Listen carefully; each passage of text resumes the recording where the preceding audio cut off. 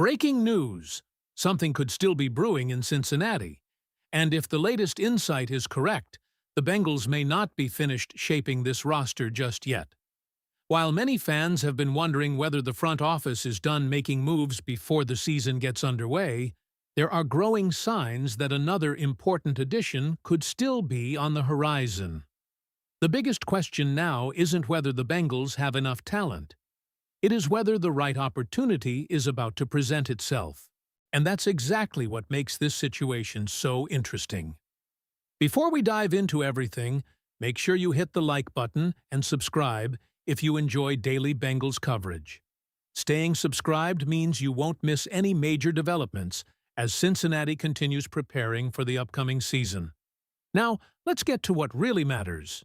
One of the biggest conversations surrounding the Bengals right now revolves around whether the roster we see today is actually the roster that will enter the season. According to the discussion featured in Paul Denner Jr.'s latest mailbag, there is legitimate reason to believe Cincinnati could still make another move before everything is finalized. Several questions centered around the same theme. Will the Bengals trade for a linebacker? Could they add another offensive lineman? Is another cornerback coming? Instead of dismissing those possibilities, the response suggested that another move remains very realistic. The comparison made was particularly interesting. Rather than expecting a blockbuster transaction, the expectation is that Cincinnati could make a deal similar in style to previous roster moves, where surplus talent at one position helps address another need. In this case, one of the extra defensive linemen could potentially become part of a trade that brings back an experienced linebacker or cornerback. That possibility alone should grab every Bengals fan's attention because it tells us the front office may still be actively evaluating opportunities instead of treating training camp as the finished product. But perhaps the most important part of the discussion wasn't even the trade itself. The biggest variable appears to be what happens once training camp really begins. If young linebackers Barrett Carter or Demetrius Knight struggle to adjust or suffer injuries, the urgency to reinforce the linebacker room could increase dramatically. The same philosophy applies elsewhere on the roster. Depth battles, especially at swing tackle and among the reserve cornerbacks, will likely determine whether Cincinnati feels comfortable moving forward with its current group. Instead of rushing into a transaction today, the strategy appears to be patience. The Bengals can evaluate their own players while simultaneously watching the rest of the league. As camps continue around the NFL, other teams may suddenly find themselves overloaded at certain positions or unexpectedly thin somewhere else. Those changing situations often create trade opportunities that simply don't exist today. That patient approach may end up giving Cincinnati better value if the right partner eventually emerges. Perhaps the strongest statement from the discussion was the belief that an important contributor for the 2026 season might not even be on the Bengals roster yet. That is a fascinating prediction because it suggests the team itself may still be incomplete, despite all of the work that has already been done this offseason. Naturally, linebacker remains one of the first positions fans point toward. There are still experienced veterans available, giving Cincinnati flexibility if they ultimately decide another addition becomes necessary.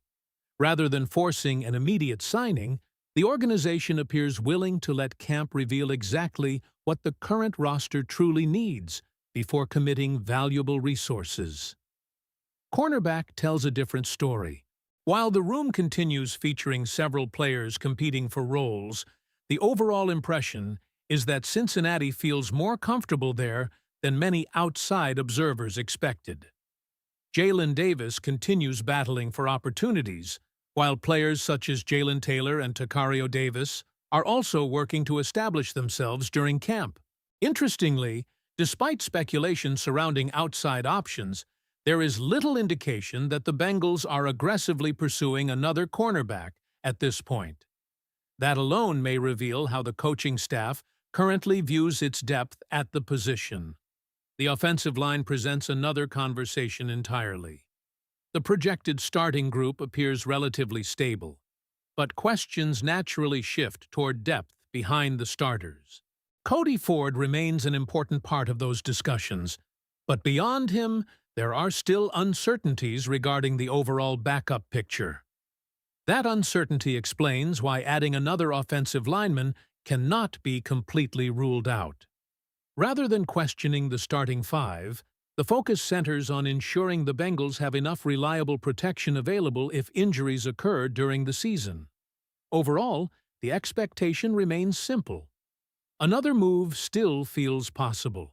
Whether that arrives through a trade, free agency, or another creative roster decision, there is increasing belief that Cincinnati may not be done yet. The second major topic generating attention involves Chase Brown and his long-term future. One of the questions asked was straightforward. Will Chase Brown still be a Bengal in 2027? The answer was an emphatic yes. That confidence comes from several factors. Brown has developed into one of the central pieces of Cincinnati's offense. His production has consistently placed him among the team's most important offensive contributors, and his role continues growing inside the system. There is also another important factor working in Cincinnati's favor. If the two sides cannot immediately agree on a long-term extension, the franchise tag remains available. Because running back franchise tags are generally lower than many premium positions, that mechanism gives the Bengals valuable flexibility. Rather than losing an important player, they could maintain control while continuing negotiations on a larger contract. There was even speculation that an extension could happen before the season begins. However, that outcome appears connected to several other ongoing negotiations across the roster. In other words, Chase Brown's future may not depend solely on Chase Brown. It could also depend on how other extension discussions unfold first. That creates an intriguing domino effect.